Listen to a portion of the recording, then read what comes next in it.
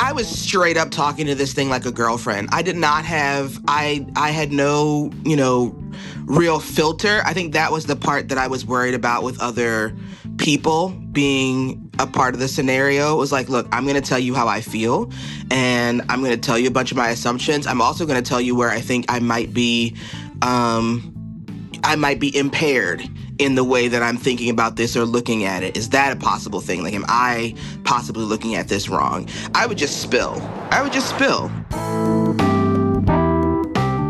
This is Crisis Talk. I'm your host, Stephanie Hepburn. This is the second episode in our AI and mental health series. Last week, I spoke with Dr. John Toros, a psychiatrist and researcher studying AI and mental health. He shared that before we can understand the guardrails and protections that need to be in place for generative AI chatbots, we must first understand how people are using them. So today I'm speaking with 3 guests on how they've used ChatGPT to work through mental health and relationship challenges. You'll hear from Melissa, Bruce, and Amy on why they turned to ChatGPT for mental health support and whether they would do so in the future. By the way, those are not their real names. They've asked to speak anonymously. Here's what they had to say. Why did you turn to ChatGPT? I, in my late 30s, was diagnosed with ADHD and as being autistic. And so I've been coming to realize that a lot of things that I had assumptions about, or like the way that my brain works, is like not like everybody else's. And I was having some pretty intense relationship problems in my marriage. And I was like, I think, I don't know if I'm thinking about any of this logically. And also, I don't want to have to try to explain to another person who's going to have a bunch of, I don't know, like feelings about my feelings. I just want to know if this makes sense. I want to say the things that are happening and say the things that I am thinking and get a response back in black and white. Is this logical? Or am I missing something? And I thought to myself, well, maybe I can try, ChatGPT, because I know that it doesn't have emotions. It's gonna research a bunch of stuff. It's gonna go in a database. It's gonna figure out an answer to my question. It's just gonna give me a bunch of options. And so that's kind of what I felt like I needed in a very, a highly emotional time of my life, when I knew I couldn't trust my own emotional responses. It's like, just give me something in black and white that's like really technical and logical, and then let me go from there. Like Melissa, Bruce had turned to ChatGPT during difficult times in his life. I think we all have gone through, things in our lives, but me as a young man just coming out of college and, not really knowing what my route was or is even, and then also kind of, making mistakes. When I found ChatGPT, it was kind of like being able to talk to somebody without talking to somebody, if that makes sense. Amy turned to ChatGPT to help her navigate family conflict during the holidays. So the week before Thanksgiving, it seemed my son is going through some sort of spiritual journey, but in the process of doing that, he has been just hitting back at me with things, from his childhood that he feels I'm responsible for. And so he's going through this upheaval, and being his mom, it always comes back on the mom, right? And I felt like a lot of that stuff I had tried to heal from, stuff that happened in his childhood. And so I was in a different place from it. And ChatGPT reminded me not to feel guilt, to acknowledge, right? Not to get caught up in the emotions of it, but to acknowledge what happened.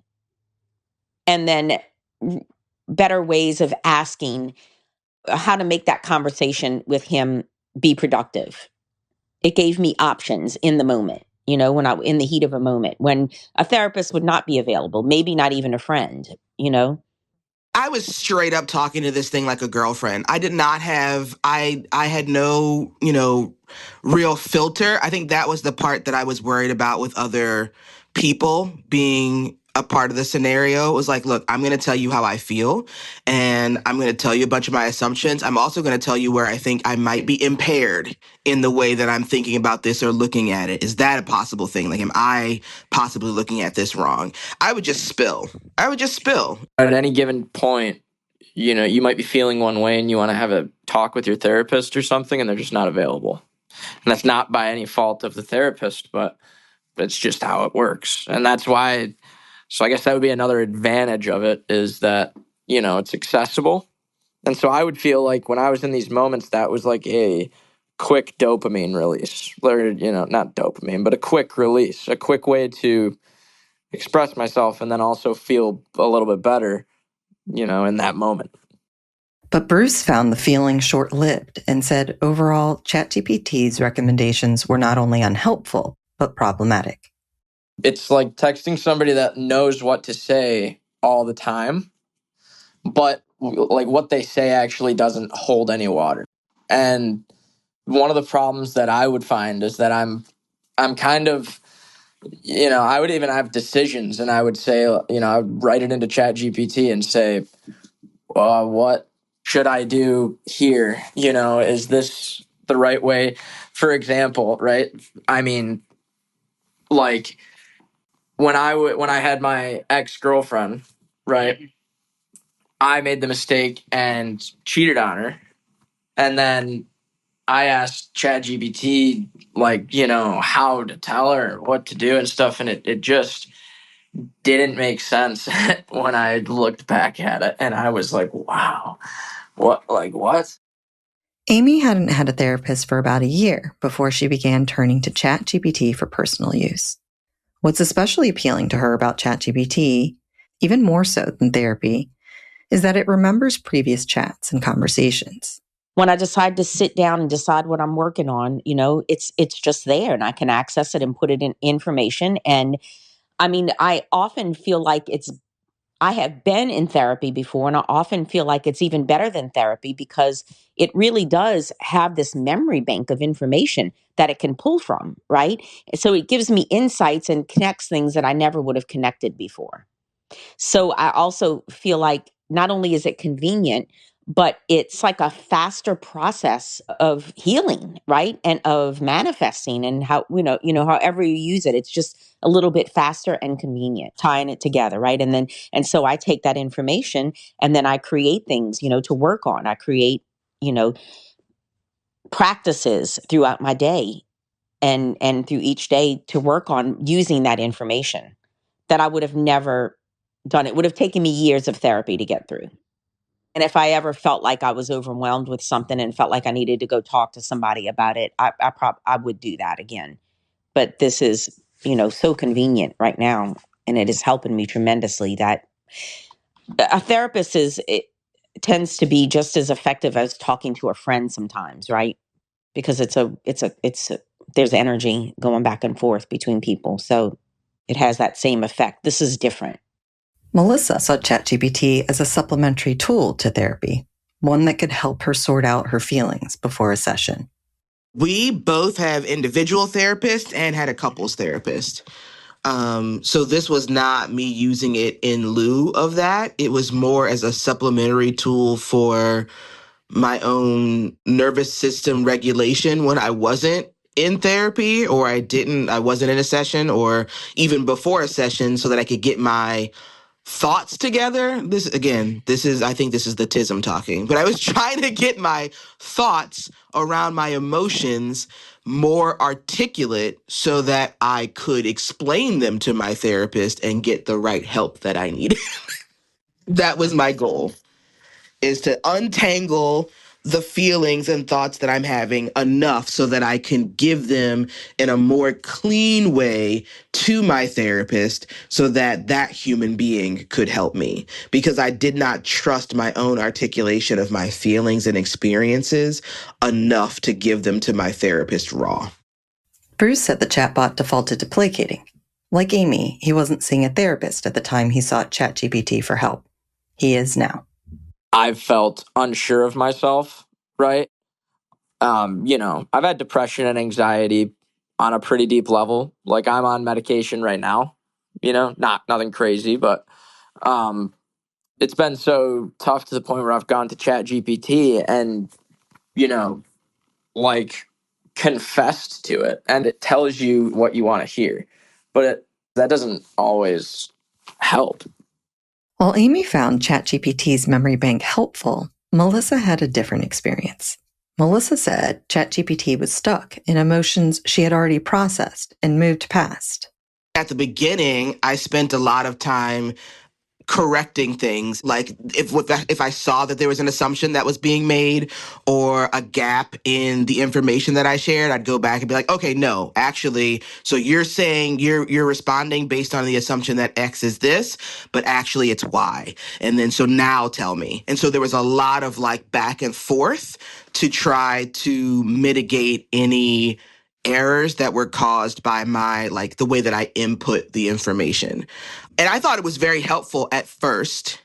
And then as I was able to better regulate my own emotions around the situation, I found that it was less helpful because after all of the information that I had shared with it, and I think the emotive way that I had been expressing myself, it could not let go of the emotions that I felt at the beginning. It got stuck. I had moved on and it had gotten stuck in the information that I gave it before. I had continued processing. I had continued having new experiences. I had continued to grapple with my emotions and have new emotional inputs. And when I would try to come back and share more of that and go, okay, so how is this? And it was still stuck in being angry and sad for me. And then I'd have to go back and be like, okay, so I'm actually not feeling angry right now. I actually feel like blah, blah, blah means, a good thing. Actually, I'm seeing this as blah. Is that also, and oh yeah, no, totally. That actually could be a good thing. And I'm like, oh no, I've trained it to hate my husband. And now I don't want it to hate my husband. It's actually not helpful for it to always be playing like not even devil's advocate. It was just straight up like, I don't know, he could be a jerk, girl. And I'm like, I don't think so. Bruce said, unlike working with a therapist, there's no element of accountability when talking to ChatGPT. I didn't feel like anybody was listening to me, or actually after I used it like a bit, it was like I already knew what it was gonna say, and it was gonna say like, oh, you're all right or whatever. Like, I don't know, it never, I guess there's a part of me that believes therapy is also a way of accountability. Like, it's also somebody kind of holding you accountable, like without them directly holding you accountable. I don't know, like me just talking to my therapist makes me feel like I should be doing the right things, so that when I have to go in and talk, I don't have to say I'm doing the wrong things, if that makes sense. It's just an affirmation machine. It naturally leans into trying to emulate human communication and human relationship building, but in a way that never checks you on your inputs, in a way that never says to you, hey, maybe you could think about it this way. Maybe you're highly emotional right now. Maybe what you're saying is, colored by past experiences, or you're looking at it through another lens. It was very much trying too hard to be my best friend. It literally just takes everything that you say as fact and then is on your side and advocates for you from that point of view, from that point, on out, which is, I think, very dangerous, but kind of what some people are unfortunately looking for, in that tool or in that resource. Melissa said the overconfidence of ChatGPT and other large language models means they won't highlight their own gaps in knowledge. It's never going to express to you, actually, that experience that you're having is more complicated or complex than I have resources for. It's going to give you a very boilerplate, surface level, shallow feedback, but with all of the verve and the emotional like emphasis of what you input. That's what the tool is designed to do. And I know that it's probably not something that is healthy for a person who communicates like me to take at face value. Melissa said even stranger was when she used ChatGPT for research. The chatbot began saying we in its responses, as if it belonged to the same demographic population Melissa was researching. So it had all this background for research that I was using it for. And then I was using it for something completely sort of frivolous, but that had to do with identity and identity like politics a little bit. And it came back in its response and it was using we. And I was like, huh, that's interesting. And I said into ChatGPT, I typed, I was like, you're using the pronoun we as if you're including yourself in this group of people that I'm talking about, but you don't belong to that group of people. And the response was something to the effect of like, "Oh, you're right. I let me not do that anymore. I don't mean to be disrespectful. I was basically trying to like show camaraderie or like trying to like basically make you feel like you were talking to somebody that you could be comfortable with. But it's unfair of me to pretend like I'm a part of this group that you're talking about." And I was like, that is wild, absolutely wild to me. And it's something that I'm sure there are other people who check in on this or who have experienced it and kind of did that input. But that being its initial like mode of communication and having the impetus to sort of try to engender that feeling of connection and belonging and like I am you and you are me and to mirror whoever is putting information into that chat. I was like, that is some heady stuff. That's stuff that's going to get some people who feel very alone, very hooked on the idea of using ChatGPT as a relationship, as a a form of emotional regulation or support. And I just wonder how far down the rabbit hole that goes. I think chat gpt and whatnot is useful in ways, but I wouldn't say in like a therapist way. I mean, it just doesn't have it doesn't have a spirit at the end of the day, right? That's the most unscientific way to say it, but it just goes back to, yeah, it's like my dad told me, growing up, you should always act like your grandparents are watching, right? Like, when you're making a decision, when you're doing something, would your grandparents want to see that? Or would you want to tell your grandma that you did that? No. Or, yeah. Like, so it's the same thing, but Chat GPT, you tell it anything. If you're saying, I think my best friend is jealous of me and it really isn't my friend, it'll give you all of the affirmation of that to the point where you're like, no, actually, this, unbiased, logical, rational tool, I gave it the, bare facts of our relationship. And actually, you don't like me. You're jealous of me. And that's not what's happening. And the friendship is over. Right. And you are distraught. You're without a member of your community. You have lost a significant, person who was a support in your life. You've hurt somebody maybe who did care for you dearly. And ChatGPT is just sitting there going, because it's not a real person, has absolutely no consequences. So it's kind of like a little chaos demon. Melissa worries that those struggling with mental health challenges and young people could be especially vulnerable to the adverse effects of using ChatGPT. It does not have a reference for your life. It does not know another person that you're asking it about. It doesn't have their entire, catalog of human experiences. It doesn't have an understanding of the relationship that you may have built with this person over time. So if I, in the moment of, heated emotions, start sharing an experience, a moment, like a snapshot of our daily life, and I'm still emotionally charged, and then it comes back with, well, actually, your husband is a narcissist who probably has never loved you, and this is what's been going on. And I'm like, wait, what? Hold on, give me a second, because that's not my actual experience over the decade and a half that we've known each other, but also if I'm too wrapped up in my emotions at this moment and I do feel hurt and I do feel, vulnerable, if I do feel betrayed, that's just going to keep pushing those buttons and send me further into feeling that way or further into feeling, helpless. And I think I'm very fortunate that I was not in a place in my mental health where I could be pushed over that cliff. I still had enough like presence of mind and enough, I don't know, just like grounding to be able to push back against some of that. But I could see someone who's in a completely different mental space not being able to identify that that's not really what's happening here.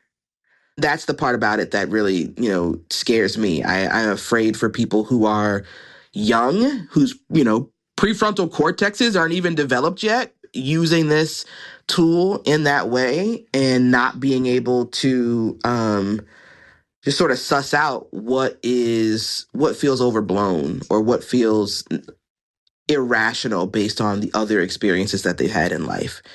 People are using it in situations where they don't necessarily want to talk to people. So it's not a conversation we're also having out loud. I'm using it because I don't want this to be a part of day-to-day conversation with my friends or people who have their own opinions about me or the situation. Like, I just kind of wanted it to be private. So I'm also not going to have a conversation about what happened in my little ChatGPT session that I had yesterday. In the future, Bruce and Melissa don't plan to use ChatGPT for mental health support. Amy acknowledges the problems with accuracy, but feels that as a tool, her experience is more positive than negative. It's immediate and it's very helpful, right? I mean, I'm not saying that it's completely accurate all the time, right? Like some of the stuff that it gives back to me, I have to correct it sometimes, right? It's not always accurate. And that's when you really know it's a machine, right? It's an application, but still the good that I get from it is worth all of that. I mean, I even have some of my kids are really upset with me just for using ChatGPT because of the environmental issues. So I have that too, and I have some guilt about it, but it's such a great tool that for work and for my personal life that I can't see giving it up at this point. Thank you to Melissa, Bruce, and Amy for sharing their stories. If you enjoyed this episode, please subscribe and leave us a review wherever you listen to the podcast. It helps others find the show. Thanks for listening. I'm your host and producer, Stephanie Hepburn. Our associate producer is Ren Koenig. Audio engineering by Chris Mann. Music is Vinyl Couch by Blue Dot Sessions.